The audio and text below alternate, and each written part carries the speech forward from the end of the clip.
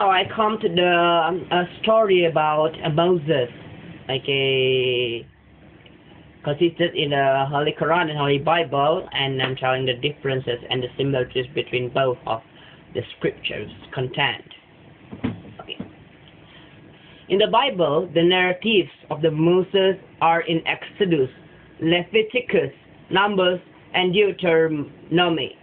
The narratives here are mostly in Exodus 1, verse 1 to 14 and 32. In Quran, the Moses narratives are in the following pages.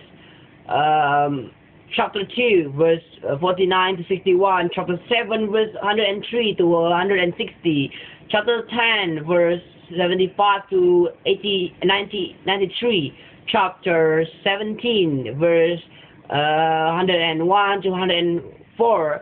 Chapter 20, verse 9 to 97, chapter 28, verse 10 to 66, chapter 27, verse 7 to 14, chapter 28, verse 3 to 46, chapter 40, verse 23 to 30, chapter 43, also chapter 43, the previous one was chapter 40, verse 23 to 30, and then chapter 43, verse 46 to 55, chapter 44, verse 17 to 31, and chapter 79, verse 15 to 25.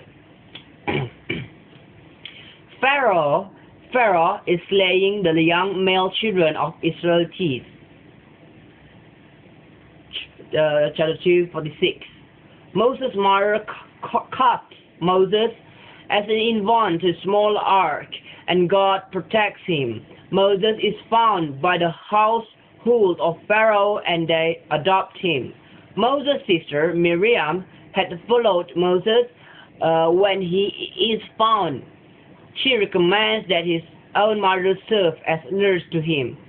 When Moses is an adult, he sees an Egyptian fighting with an Israelite.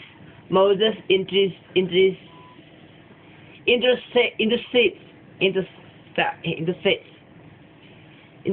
and kills the Egyptian.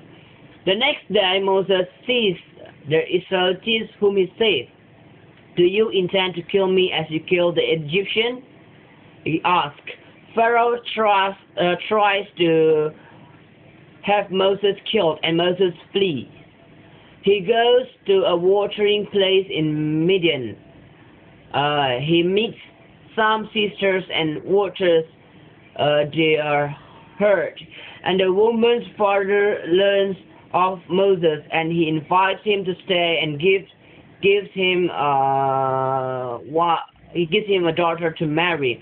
In Midian, Moses sees a fire and approaches it. God speaks to him, telling him first to remove his shoes. God says that he has chosen Moses. God says to throw down his staff and stretch out his arm as a sign. His staff turns into a serpent, and then he returns to the form of a staff. His arms becomes white, although he is not sick. God commands him to go to Pharaoh and deliver God's message. Moses says that he cannot speak well, so God provides Aaron and his brother to help Moses speak. God sent Moses to the court of Pharaoh. Pharaoh refuses to listen to Moses, so Moses throws down his staff and becomes a serpent. Then he puts out his hand, and it turns sickly white. Pharaoh's magician performs a magic feat also, but the feat is swallowed by Moses' servant. God makes the food supply to suffer. God also sends locusts, frogs, blood, and death. God sends at least 9 signs to Pharaoh. Each time the Egyptians agree to let Hebrews live, and God stops the plague. They break their word. God charges Moses to lead Israelites across a sea. Moses strikes the sea with his staff, and the sea becomes dry. Pharaoh's army pursues them, but the water returns, and they are crushed into the sea. Exodus 14:7 and chapter 2, verse 47. Moses leaves the Hebrews for 40 nights and puts his brother Aaron in charge over the people. It is consistent in the Al-Baqarah chapters 2 to 48. On the mountain, God gives Moses a revelation to precepts for Israel to follow. God makes tablets with writing on them, which Moses carries back to Israel. Moses asks to see God. The people see the fire and lightning and the mountain and are afraid. Moses is gone.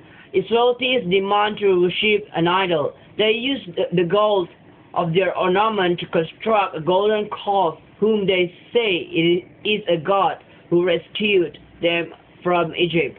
Aaron does not stop them. Moses returns and chastises them, and Aaron and many are killed for the act. God sends down manna and quail to eat, but the Hebrews are still rebellious against God, complaining about the food. Moses asked God for water, and God answered him. Moses struck a stone with his staff, and the water came forth. The Israelites are divided into 12 tribes.